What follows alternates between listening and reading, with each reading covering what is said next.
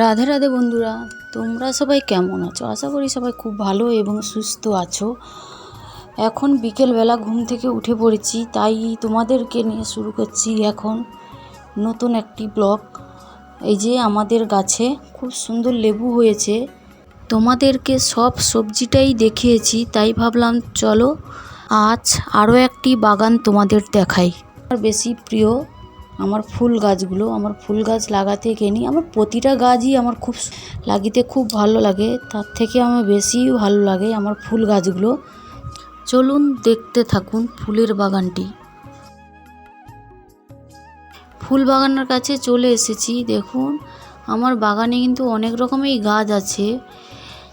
প্রচুর ঘাস হয়েছিল, ঘাস হয়ে আছে এখনো পর্যন্ত, কিন্তু বৃষ্টি হয়ে সব গাছগুলো এখানে এত জল জমা হয়ে গেছিলো, অনেক গাছই আমার মরে গেছে। এই যে এইগুলো কিন্তু গোলাপ ফুলের গাছ, হলদা গোলাপ যাকে বলে, হলদা গোলাপ। আমি অনেক রকমের ফুল গাছ লাগিয়েছি, অনেক রকমের গোলাপ ফুলের গাছ, এগুলোকে বলে বাগান লটিয়া। অনেকেরই বাড়িতে আছে বা অনেক লোকই চেনে এই গাছগুলো। চলুন দেখতে থাকুন আমার ফুলের বাগানটি কেমন লেগেছে।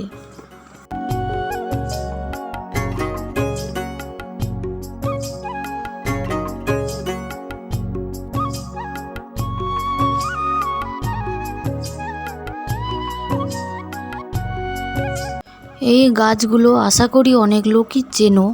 খুব সুন্দর করে দেখো, রজনীগন্ধা এক লাইন করে লাগিয়েছি। যখন ফুলগুলো ফুটে খুব সুন্দরই লাগে, সাদা হয়ে খুব সুন্দর শিক বাড়ায়, দিয়ে খুব ভালো লাগে দেখতে। সেন্টও খুব ভালো, রজনীগন্ধার সেন্ট তো খুব সুন্দরই লাগে। এই যে তারা ফুল বলে, খুব সুন্দর দেখো, অনেক ফুল হয়েছে গাছে, পূজা হয়ে গেছে। এই যে একটা গোলাপ ফুল দেখিয়েছি তোমাদের, চলো তোমাদের একটু দেখাই ভালো করে।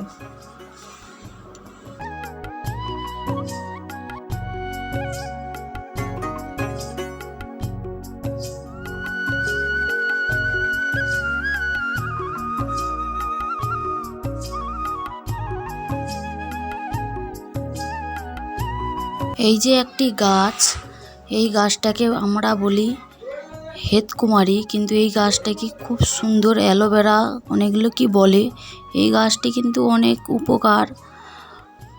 এই যে একটি ফুল গাছ দেখাচ্ছি, দেখো খুব সুন্দর লেগেছে আমার কিন্তু এই ফুলটা। চলুন দেখতে থাকুন।